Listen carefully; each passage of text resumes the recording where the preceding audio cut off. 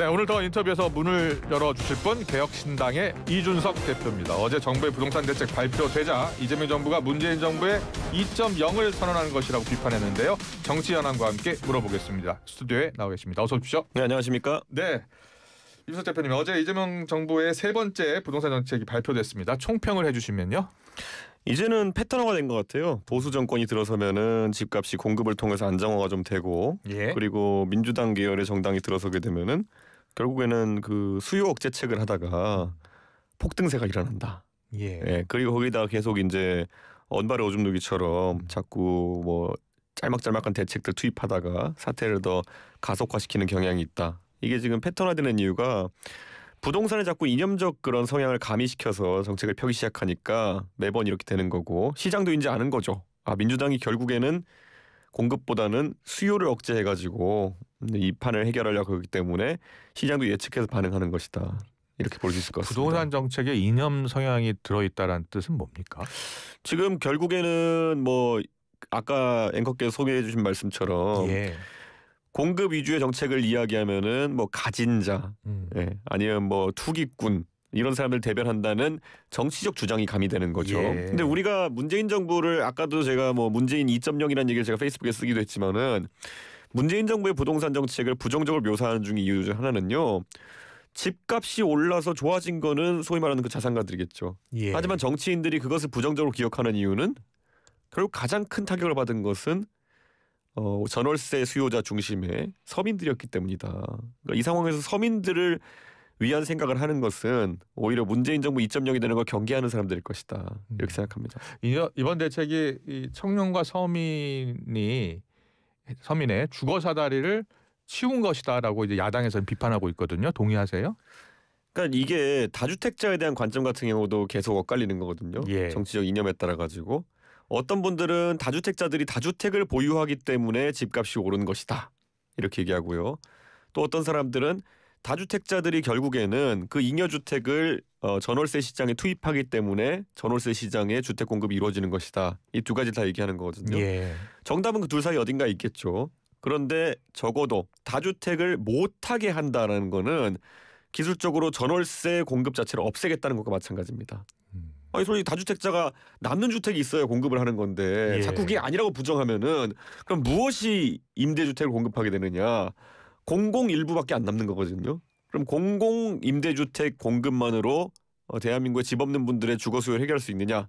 아닐 거거든요. 그러니까 자꾸 이 이념적인 것 때문에 말이 안 되는 얘기를 자꾸 해요. 그러다 보니까 저는 좀 아쉬운 부분이 있습니다. 하나하나 좀 짚어보겠습니다. 먼저 초강력 대책 가운데 서울을 포함해 서울 전역입니다. 그리고 12개 지역입니다. 조정 대상 지역, 투기 과열 지구로 묶었습니다. 이 규제 지역을 넓힌 거에 대해서는 어떤 생각이세요?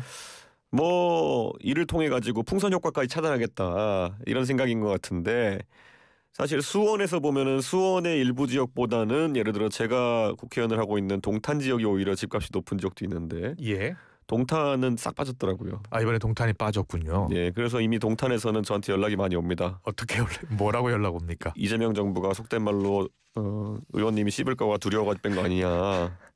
근데 사실 뭐 이 지역을 정하는 것도 합리성이 있어야 되는데 사실 안양도 보면은 만안 동안구 나눠가지고 지금 이제 이렇게 규제를 들어가게 되어 있고요. 거기다 더해서 제가 봤을 때는 구리시도 이제 지역에서 빠졌기 때문에 이건 또 정부의 핵심 장관이 윤호중 장관 지역구라서 그런 거 아니냐라는 얘기가 호사가 될 사이에 나올 수밖에 없어요. 그래요? 그래가지고 이런 것들도 좀 명명백백해져야 될 것 같다. 그리고 대출 규제도 이번에 더 세게 들어왔잖아요. 그렇죠. 근데 대출 규제를 고가주택일수록 더 많이 해가지고 결국에는 고가주택에 대한 수요를 억제한다. 근데 그 고가주택을 억제하면은 그러면 그 고가주택을 누가 사느냐? 빚을 안 내도 되는 사람들이 살 수밖에 없는 것이거든요. 그러면 이게 사실 고가주택 취득 가능성이 정말 현금 부자들한테만 몰려가는 거 아니냐? 그게 또 이제 형평의 가능성을 이제 차단하는 것이 결국에 나중에 또 그런 고가주택의 가액이 굉장히 가파르게 오르고 그러면 그분들이 재산상의 이득을 많이 보게 되는 거거든요.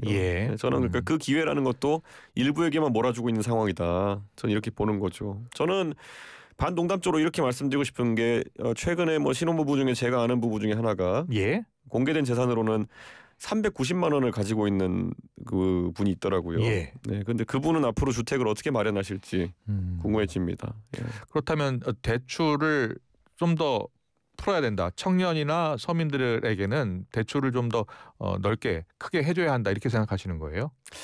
저는 그 우리가 LTV, DTI 이렇게 해서 LTV 중심의 규제에서 이제 DTI 중심의 규제로 결국 소득에 비례해 가지고 얼마나 부담이 가능하냐 이걸 보기 시작했는데요. 그 규제를 넘어서는 것 이상의 규제는 사실 선진국들에서 잘 하지 않고 있습니다. 그러니까 그 부담에 대한 부분 사실 미국 같은 데도 보면은 LTV 80%는 뭐 흔한 일이고요. 예, 네. 그렇죠. 뭐 40년 장기 네, 모기지니까요. 그렇죠. 그러니까 결국에는 그 집을 모기지로 그리고 나중에 영모기지로 이렇게 하나의 안정적 자산으로서 가져가면서 생애주기를 가져가는 것이 사실 해외에는 다 있는 문화인데 예. 우리나라에서는 이제 그 욕망 또는 그 기본적인 자산 축적 구조마저 이제 억제하려고 하는 것이 아니냐 지적해야죠. 예, 이준석 대표는 대출을 조이지 말고 공급을 늘려라라고 하는데 현실적으로 당장 공급을 늘리기 어렵잖아요. 공급이라는 건요 이게 구두 개입이랑 비슷해가지고 예. 의지가 보이는 순간 대기 수요가 발생하게 되는 겁니다. 내가 이 집을 지금 사는 것보다 2년 3년 뒤에 공급이 시작되네. 그러면 지금은 잠시 수요를 보류하고 나중에 가서 사면 되겠네. 그렇게 바로 작동하기 때문에 그런 공급이라는 것은 지금 계획만 시장에서 현실적으로 받아들일 정도로 내세워도 효과가 바로 나타나는 겁니다. 그런데 이재명 정부는 구체적인 계획은 하나도 없이 뭐 100몇십만 원 공급하겠다 이런 구호만 앞서니까 딱 보자마자 지난번에 반응이 말만 앞세우네. 이렇게 나왔기 때문에 지금 시장이 반응하지 않는 거거든요. 예. 현실적이어야 되는 거고 서울 이내에서는 지금 공급할 수 있는 방식이 사실상 재건축 재개발에 대한 규제 완화와 더불어 가지고 사업성 확보가 중요한 거거든요. 지금 사실 건축비 상승이라는 것 때문에 흔히 서울에서 노후 아파트들이 몰려 있는 노도 강중 뭐 이런 지역 같은 경우에는 공급이 쉽지 않은 상황이에요. 예. 근데 사업성을 높인다고 하는 것은 결국 용적률이라든지 여러 조건들을 좀 좋게 만들어주는 것들이 방법일 텐데요. 그런 것들을 검토하는 모습을 보여주는 것이 아마 시장에 긍정적인 반응이 있을 것이다. 이렇게 생각하고요. 사실 제가 어제 페이스북에도 제가 올렸지만은 집을 이제 갈아타는 방식에서 한번 사면은 오히려 이제 계속 살아야 되는 구조로 바꾸려고 하면요. 살 때 오히려 좋은 거 사려고 합니다. 특히 젊은 세대가. 저도 제가 상계동에 정치할 때 보면은 구축 아파트밖에 없기 때문에 상계동 그 당시에 예. 그게 차 끌고 다니면서 매일 그 차 밀고 다니고 눈 오면 앞에 와이퍼에 뜨거운 물 뿌리고 있고 그다음에 뭐 이렇게 밀다가 1년에 한두 번씩은 끓김 사고 나고 구축 아파트 주차장이 워낙 부족하니까요. 그렇죠. 예. 거기다가 뭐 어떨 때는 어떤 분이 그 사이드 채워놓고 나가가지고 뭐 출근도 못하고 이런 일도 몇 번 겪어보고 난 사람들은 웬만하면 신축 가고 싶어한다 이런 생각을 합니다. 그리고 오래 살 것이라면 당연히 그런 선택을 하는 게 맞겠죠. 예. 그러니까 그런 수요가 있음을 부정하면 안 되는 거죠. 우리가 매번 주택 공급률이라는 단순한 통계를 통해 가지고 충분한 주택이 있다 얘기하지만 어떤 주택이냐도 굉장히 중요한 거거든요. 그걸 자꾸 뺏고 생각하니까 지금 공급이 부족한데도 예. 공급이 충분하다는 얘기를 하는 겁니다. 지금. 이재명 대통령이 세금으로 부동산 잡지 않겠다라고 강조를 했는데 어제 김용범 정책실장은 보유세를 강화하겠다라는 입장을 밝혔어요. 앞으로 세제는 어떻게 될 것으로 보세요? 예전에 김진애 전 의원인가요? 누가 뭐 집값이 올라도 괜찮다. 세금만 꼬박꼬박 내면 된다. 뭐 이런 취지로 말씀하셔가지고 결국에는 이런 보유세를 건드리는 게 부동산 가격보다는 증세를 목적으로 하는 거 아니겠느냐라는 얘기가 나왔던 적이 있거든요. 예. 이번에도 만약에 증세를 시도한다면은 결국엔 예전에 보세요. 이재명 대통령이 기본소득 이런 거 하겠다 그랬을 때 그것의 근간이 되는 재원을 항상 얘기했던 게 뭐 보유세 같은 거거든요. 그러니까 결국은 이재명 정부에서 지금 쿠폰 주도 성장이라고 제가 얘기하는 쿠주성 하면서 재원이 부족한 거는 뭐 불을 보듯 뻔한 거거든요. 그러면은 재원의 조달책으로 가장 빠르게 생각할 만한 것이 안정적으로 재원을 끌어들일 수 있는 보유세가 아닐까. 예. 그래서 지금 아마 이재명 정부는 세수가 고갈될수록 지금 법인세를 올리겠다고 하는 거는 거의 뭐 그거는 기업 활동 막아 세우겠다는 의미니까요. 결국에는 보유세를 건드리게 될 것이다. 그래서 집 가지신 분들은 집을 가졌다는 이유만으로 계속 요즘 보면 미국식 보유세 뭐 이런 얘기 하고 있거든요. 그거 뭔지 한번 경험해 보면 이제 이재명 대통령이 나눠주는 그 쿠폰이 공짜가 아니었구나라는 것들을 많은 국민들이 체감할 겁니다. 예, 이준석 대표는 우리나라 지금 현재 부동산 시장이 네. 부동산 특히 이제 서울 집값, 수도권 집값이 어떻게 될 것으로 보고 있는 거예요? 공급이 계속 부족해지면은 예. 어떤 규제를 건다 하더라도 저는 오를 수밖에 없는 구조일 것이다 보고 있고요. 자꾸 이제 공급이 되면 내리는 건 맞냐 이렇게 얘기하시는 분들이 있는데요. 예. 제가 이제 수도권의 신도시의 국회의원이다 보니까 신도시 지역을 가면은 이게 개인에겐 굉장히 안타까운 일이 될 수 있겠지만은 상업용 부동산은 이미 공급이 수요를 훨씬 초과했습니다. 공실이 많다면서요. 지산 같은 경우도 그렇고요. 지식산업센터 같은 경우도 그렇고요. 그래서 그 공실이 많기 때문에 그쪽은 임대료가 내려가는 기미가 서서히 보이고 있습니다. 예. 그리고 그 매매가도 내려가고 있고요. 이게 물론 그렇기 때문에 대출 껴서 산 분들은 개인에겐 굉장히 불행한 일이고 그래서 저도 언급이 조심스럽습니다만은 수요와 공급을 이기는 어떤 그런 규제나 제도는 없습니다. 그렇기 때문에 저희가 뭐 상업용 부동산 비싸다 해서 뭐 규제책을 따로 내놓은 게 있습니까? 그런 것보다는 수요와 공급에 따라 가지고 가격이 결정되는 구조가 나올 수밖에 없는 것이고요. 예. 주거용 같은 경우에도 저는 결국은 수요와 공급에 따라 가지고 결정될 것이다. 우리가 지방의 부동산 위기를 얘기하잖아요. 그게 다 수요와 공급에 따라서 나오는 거거든요. 저는 그래서 오히려 지방에는 약간 그런 그 수요의 위기를 완화시키기 위해 가지고는 지금 1가구 2주택에 대해서 지방 보유분에 대해 가지고 규제를 풀자는 것이 정치 정권 전반의 컨센서스인데 예. 저는 그런 것들도 뭐 나쁘지 않은 방향이라 봅니다. 그래서 이재명 정부가 그런 지방과 수도권과의 균형 그리고 수요의 이전 이런 것까지 생각해 가지고 정책을 좀 폈으면 좋겠습니다. 네. 자, 부동산 대책에 대해서는 여기까지 평가를 듣고요. 국감 이슈 넘어가겠습니다. 이준석 대표가 과방위 소속이신가요? 예, 그렇습니다. 예. 어제 박정원 의원하고 김우영 의원이 예. 한판 세게 붙었잖아요. 그러니까요. 사실 과방위가 욕설 문자 공개 어떻게 보셨어요? 과방위가 저는 아무리 옆에서 뭐 잡음이 나도 과학에 관련된 질의를 좀 하려고 하는데 예. 이름만 과학기술정보통신방송위원회지 이거 방송반입니다 그냥. 방송반 같습니까? 예, 방송반이고 방송반의 한 지분이 한 50%가 YTN입니다. 그래요? 예, 이 YTN 출신 노정면 의원님은 또 1년째 YTN 얘기하고 계시고 예. 예, 그런데 대한민국의 과기부총리잖아요 지금. 최근에 백영훈 장관이 과기부총리로 이제 격상되어 가지고 예. 그만큼 거기다 차관이 세신 부처입니다. 그럼 대한민국의 과학기술에 대한 어떤 그 집중도나 아니면 관심도 높은 편인데 이것을 감사할 국회는 방송이랑 엮어놓으니까 예. 방송반이 된 것을 저는 굉장히 안타깝게 생각합니다. 그래요? 어제 박정원 김우영 의원 간의 충돌은 누가 잘못한 거예요? 어제 이제 박정훈 의원이 그 본인을 저격한 것. 네. 그러니까 김우영 의원이 뭘 화면에 띄워놓고 전화번호까지 노정하면서 이렇게 한 거는 좀 쌍방 같고요. 예. 왜냐면 전화번호 띄워가지고 어떻게 그거를 공개 저격을 합니까? 그거 개딸들한테 이제 전화해달라는 얘기거든요. 그 전화번호에다가 그거는 굉장히 부적절했고 박정훈 의원도 반응이 격해져서 욕설한 거는 그냥 그거는 그 액면가 그대로 잘못한 거죠. 근데 또 그 앞에 상황을 보면요. 예. 그 한 달 좀 전에 그때는 회의 중은 아니었고 그 의원들 모여 쉬는 방에서 네. 박정훈 의원의 멱살을 이제 김우영 의원이 잡고 뭐 이런 행동이 있었다고 해요. 그거는 목격자들이 한 2분 정도 의원님 더 계신 것 같은데 그런 일이 있었다면 그거야말로 정말 좀 안타까운 일이고 그거는 좀 그 2분 의원이 좀 인간적으로 서로 오해를 풀고 좀 해결했으면 좋겠습니다. 네. 국감 이슈 다른 이슈. 김현지 부속실장 국감 증인 채택 여부를 놓고 여야가 계속 공방인데 어떻게 보고 계세요? 이쯤 된데도 안 나오는 거면 대단한 실세죠. 네. 그리고 그 민주당에 있는 분들이 자꾸 이 김현지 실장을 해명하기 위해 가지고 자기 모순적인 얘기를 많이 해요. 첫째, 이분이 뭐 굉장히 성실하다, 일을 잘한다. 그리고 이분이 뭐 레드팀이다. 뭐 이런 말을 덧붙이거든요. 저도 정치 한 10몇 년 했지만은 레드팀이 실세인 경우는 없습니다. 예.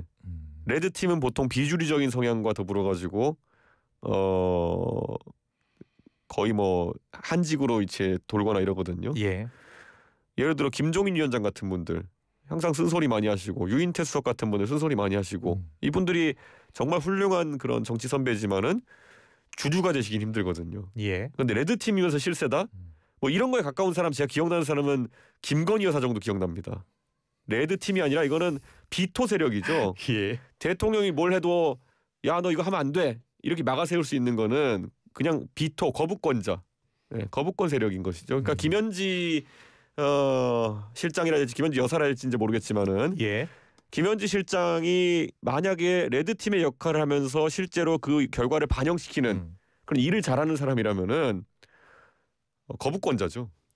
레드팀이 아니라. 예. 네. 김현지 부속실장이 실제로 실세라고 보세요? 거부권자라니까요. 거부권자다. 네. 대한민국의 의회의 결정을 막아세울 수 있는 게 거부권 아니었습니까? 예. 근데 만약에 진짜 레드팀이고 그 뜻이 계속 반영되는 거면 거부권자죠. 결론적으로 나올 것 같아요? 안 나올 것 같아요?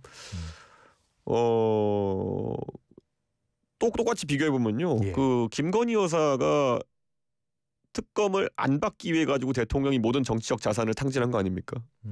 예. 그러니까 거부권자가 사실 우리가 봤을 때는 그냥 조사 나오셔도 내가 봤을 때는 그 당시 권력이 살아있을 시절에는 크게 뭐 처벌받을 일 없거든요. 예. 이제 뭐 도이치모터스 이런 것 그때도 수사 결과가 그렇게 처벌받지 않는 방향으로 나왔고 그냥 그때 나왔으면 별일 없을 텐데 감히 내가 나가야 돼? 이렇게 생각해 나오면 나가도 안 돼. 예. 그렇게 거부권자가 설정하니까 대통령이 이제 끝까지 거부권을 쓴 거거든요. 그러니까 저는 거부권자가 나올 일은 없다. 예. 거부권인데 왜 나옵니까? 알겠습니다. 나올 가능성이 낮다, 없다라고 예. 이야기해 주셨습니다. 조희대 대법원장 어제 국회 법사위에서 현장 국감 대법원 직접 찾아갔습니다. 어떻게 보세요? 그러니까 좀 이상해요. 예. 그 대법원에 가가지고 막 서버를 뒤지겠다 그렇게 하는 것 자체가 예. 야 이거 뭐 중국에 비유하면은 뭐라고 해야 될지 모르겠고 뭐 하여튼간 누가 저런 완장을 채워줬나 법사위에. 예, 우리나라는 상원을 두고 있는 것도 아니고 법사위에 자구심사권이 있는 것이지 법사위가 저렇게 무소불위의 권력이 되는 건 말이 안 되는 거거든요. 예. 예, 저는 굉장히 이상한 방향으로 가고 있다 생각하고요. 법관의 법복이 왜 까만색인지를 제가 찾아봤더니만요. 까만색에는 어떤 색을 타도 그대로 검은색이기 때문이다. 예. 그 불편부당함을 이제 봐야 되는 것인데 그것을 이제 파란색 법복을 바꿔 끼우려고 하는 모양이다. 되게 안타깝습니다.